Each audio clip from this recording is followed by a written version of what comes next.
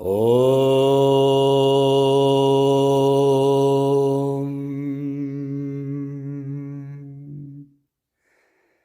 Brahmanandam Paramasukadam Kevalam Jnanamurtim Dvandvatitam Ganganasadrisham Tattvamasyadilaksham Ekam Nityam Vimalamachalam Sarvadi Sakshibhutam Bhavatitam Trigunarahitam Sadgurum Tam Namami.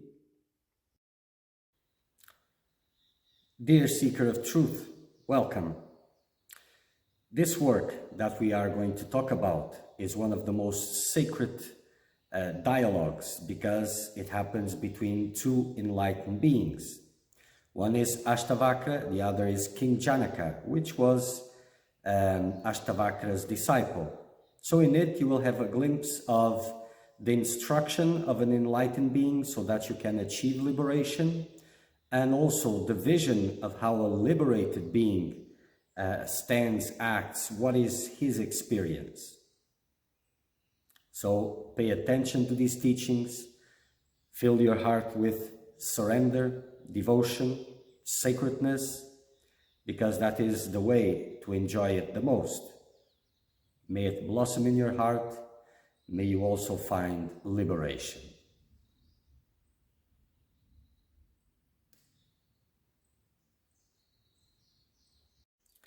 Moving on, Ashtavakra Samhita, chapter 18th, verse 81st. Still on the chapter of peace. So Ashtavakra said, "The wise one neither longs for gain nor grieves at non-attainment. His cool mind is verily filled with nectar." So, common person usually associates expectations to actions and longs for some kind of a pleasurable outcome because those are his sources of well-being. But the wise one, the liberated one, his mind is filled with nectar, with supreme bliss. And he has transcended bodily consciousness. So the actions of the body have no expectations associated onto him because his mind is absorbed in the self, filled with bliss.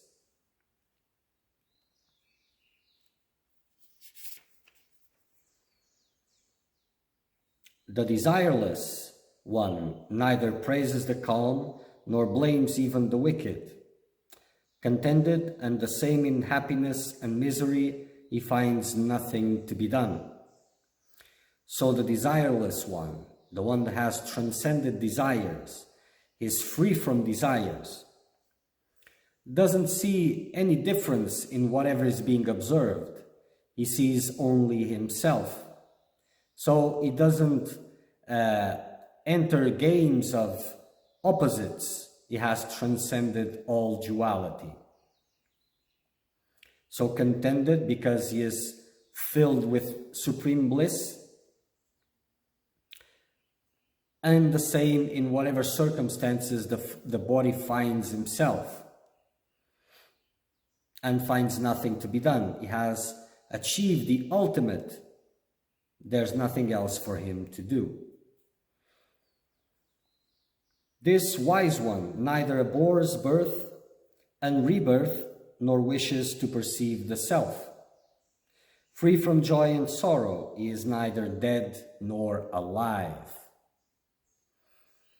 So again, those who are more naive may think that, oh, if the wise one has no problems with birth and rebirth and doesn't seek to perceive the self, so let us do the same. It's not the case, because the wise one doesn't seek to perceive the self because he has realized the self. He is the self. By looking to perceive the self, you're still a seeker of truth. You're still in duality, and you want to perceive something which is beyond you. But the wise one has become one with the self. He is the self. And he knows that birth and rebirth is just an illusion. And by realizing the self, he knows also that there won't be any birth or rebirth.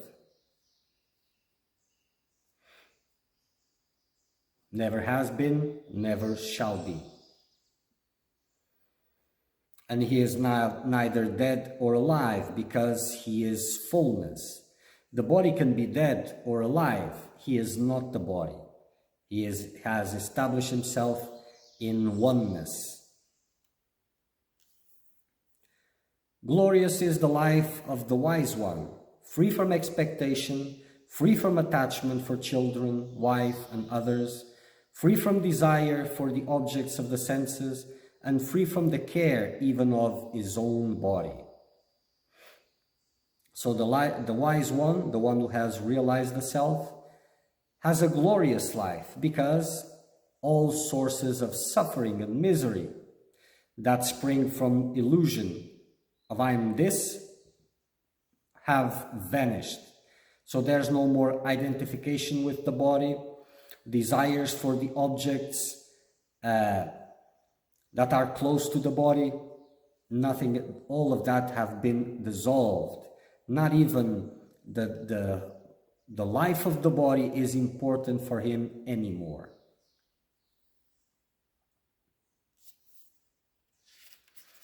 Contentment ever dwells in the heart of the wise one, who lives on whatever happens to come to him, and who wanders about at pleasure, resting wherever he is when the sun sets. Of course, contentment always dwells in the heart of the wise one, because his heart is full of glory, is full of supreme bliss. So that's the ultimate contentment, is full satisfaction. Who lives on whatever happens to come to him.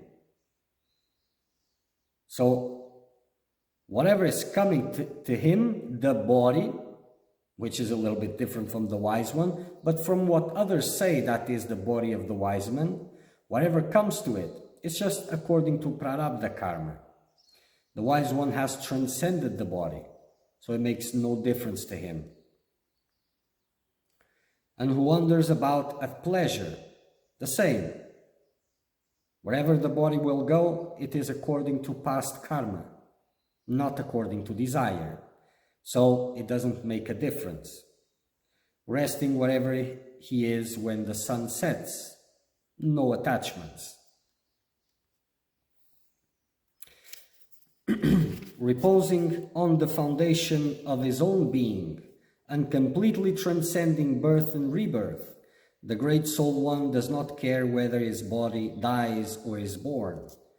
So reposing on the foundation of his own being, on the self, and completely transcending birth and rebirth by self-realization.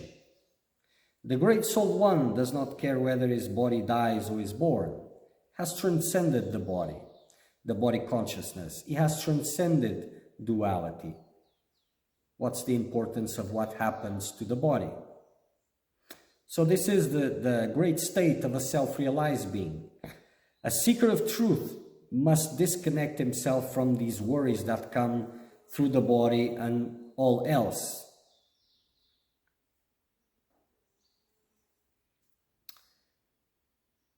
Blessed is the wise one who stands alone, who is attached to nothing, who is without any possession, who moves freely and at pleasure, who is free from the pairs of opposites, and whose doubts have been rent asunder.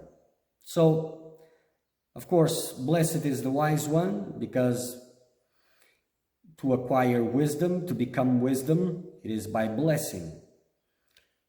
And the one who stands alone, The wise one, the liberated one, stands always alone because there's no one else besides him. He has transcended duality. There are no more others.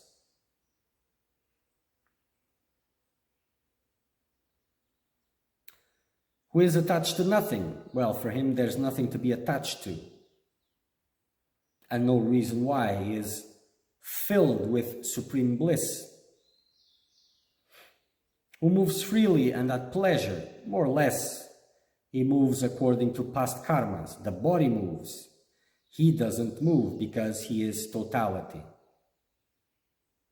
Who is free from the pairs of opposites? Yes, he's established himself in oneness, and whose doubts have been rent asunder by the realization of the self.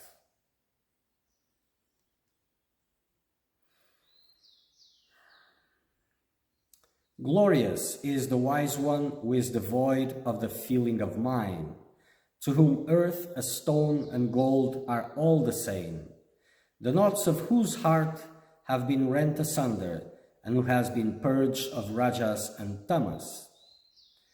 Of course, glorious is that wise one, that liberated one, because he is rare, and it must have a high level of strength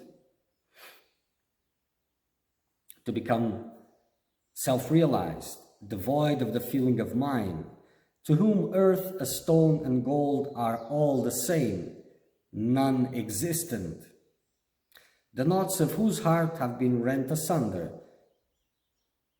by the dawning of wisdom, of liberation, and who has been purged of rajas and tamas, filled with sattva, and then transcended them all. Who is there to stand comparison with the liberated soul who has no desire whatsoever at heart, who is contented and indifferent to everything? Only another liberated soul can compare to this one, because they are not ordinary people. A liberated one does not react, whatever, like a normal person, even if it may appear to be that way. It really doesn't work like way. So no one can compare to him. He is a lion amongst men.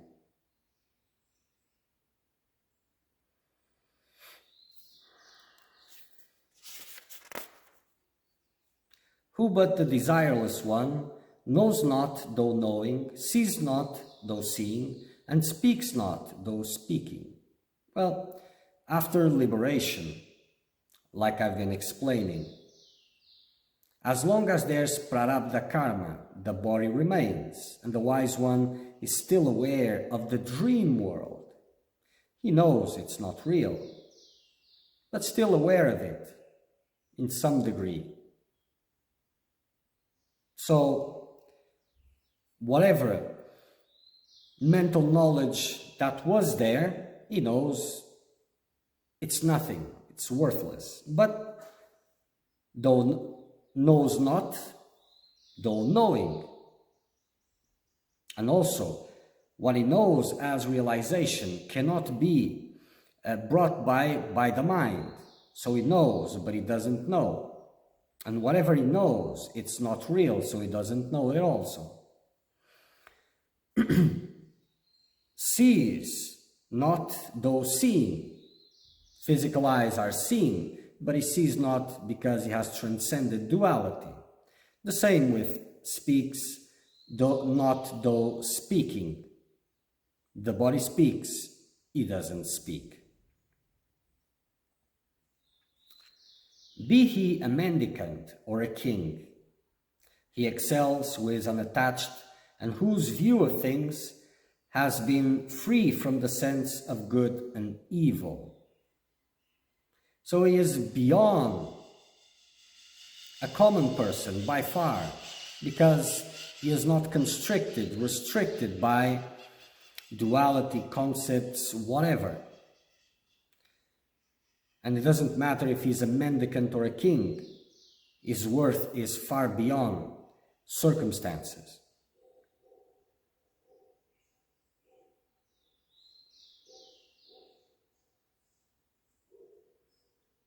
And he finds nothing but the self. He sees nothing but the self. Where is wantedness? Where is restraint? And where is determination of truth for the yogin whose life's object has been fulfilled and who is the embodiment of guileless sincerity? So there's no evil in the enlightened one. So these things of wantedness, restraint, and where is determination of truth? He has transcended them all. What is left is, again, past actions, the prarabdha karma. So whatever activities, whatever the body is engaging is according to past actions, but it does not bear fruit anymore, no motivations, no negativity, no positivity, nothing of that. And whose life's object has been fulfilled, has realized the self, and has become the embodiment of guileless sincerity.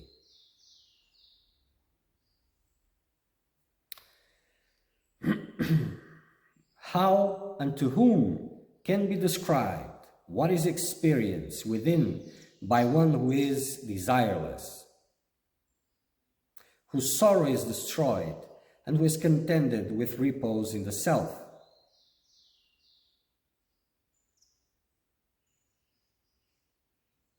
So how and to whom? No one will understand this. What is to be one who is desireless, whose sorrow has been destroyed, and who is contented with the repose in the self? It cannot, because it is beyond the mind, so it cannot be described, not even understood. So whatever is being said and understood, they fall short.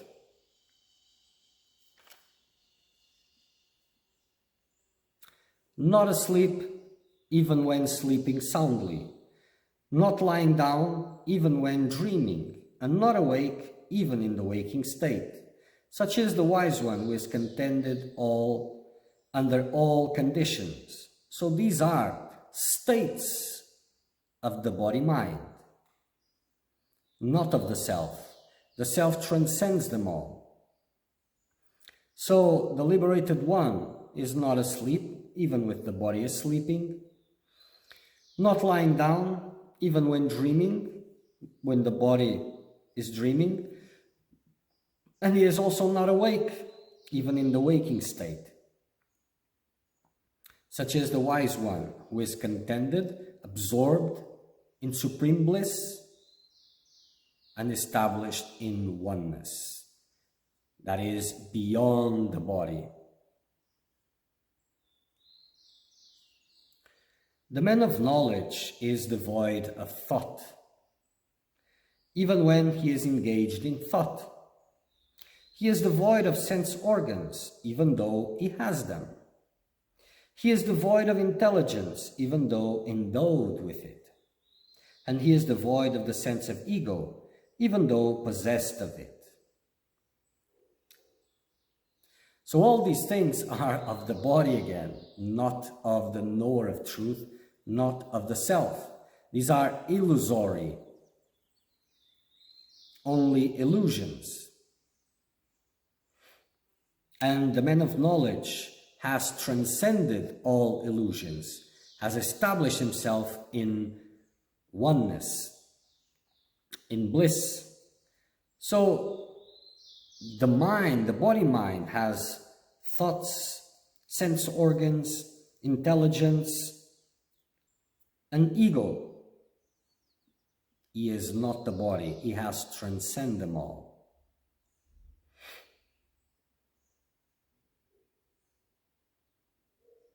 And how to explain it?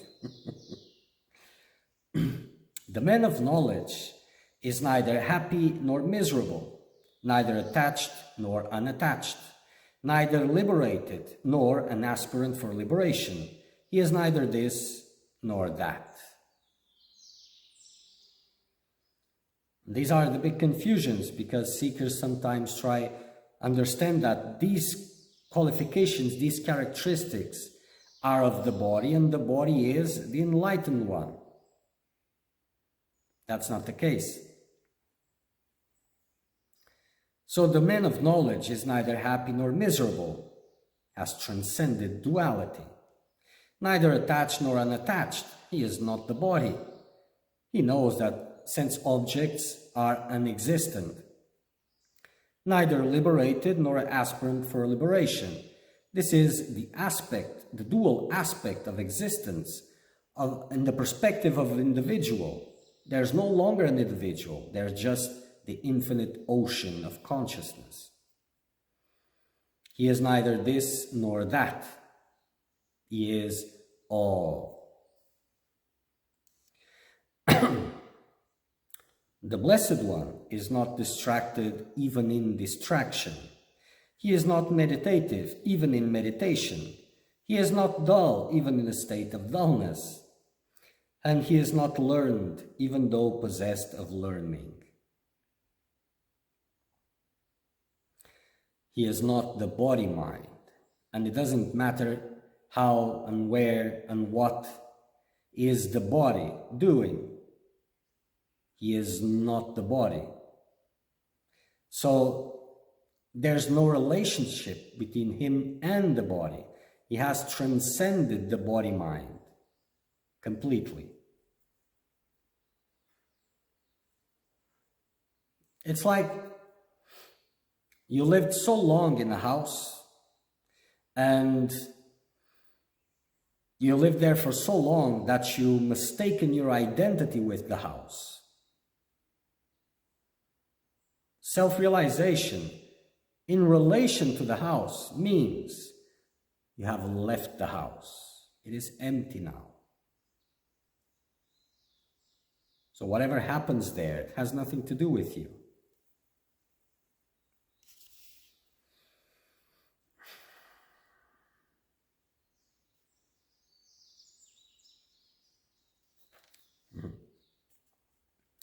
The liberated one, who abides in the self under all conditions, who is free from the idea of action and of duty, and who is the same everywhere, does not, owing to desirelessness, reflect upon what he has or has not done.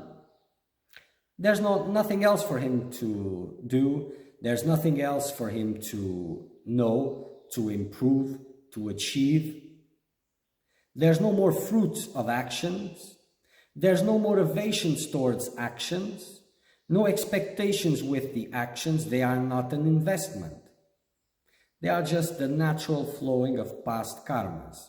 And his actions are exhausting themselves as they are happening. So there's nothing to reflect upon. And he is not the body, so there's no identification with the body and with those actions. He has transcended that altogether.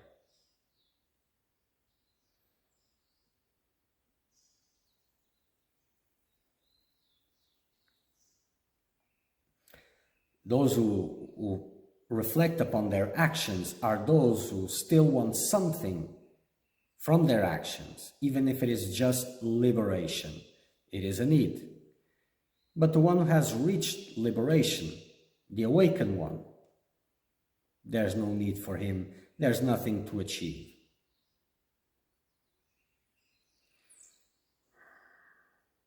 Praised, the wise one does not feel pleased. And blamed, he does not feel annoyed.